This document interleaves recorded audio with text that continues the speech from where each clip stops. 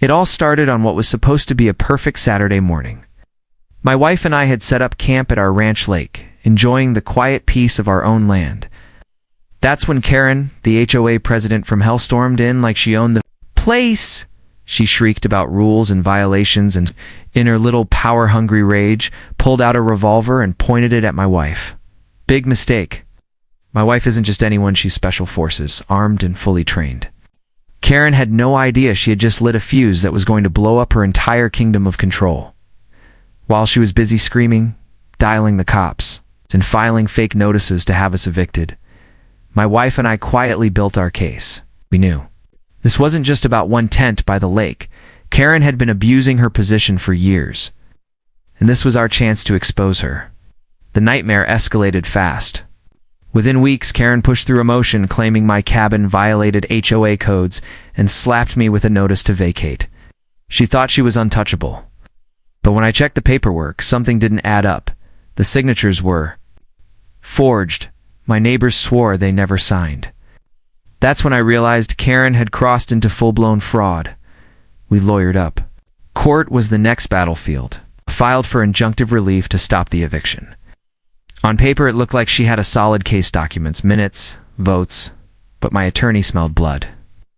With her background in contract law, she shredded Karen's evidence in court.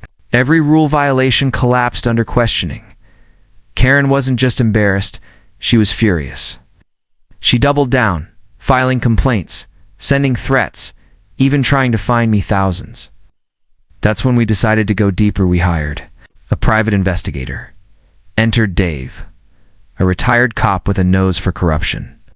Within weeks, Dave uncovered a bombshell. Karen had been quietly siphoning HOA funds into a maintenance account that only she controlled. Over $200,000 was missing. Landscaping projects billed, but never done. Security contracts with shell companies. This was an embezzlement scheme hiding in plain sight. That's when we set the trap. Dave posed as a contractor offering a special deal on HOA maintenance. Karen, greedy as ever, jumped at the chance. She signed off on a check straight from the slush fund. What she didn't know? The account was already flagged, and the police were watching every move. The sting went off perfectly. The moment the money moved, investigators swooped in. At the next HOA board meeting, cops walked in mid-speech and slapped Karen with handcuffs. Fraud, forgery, embezzlement, even firearm charges from the lake incident. The look on her face when the neighbors gasped and the board turned against her. Priceless. The HOA crumbled overnight. With Karen gone, the books opened wide. Everyone saw the truth.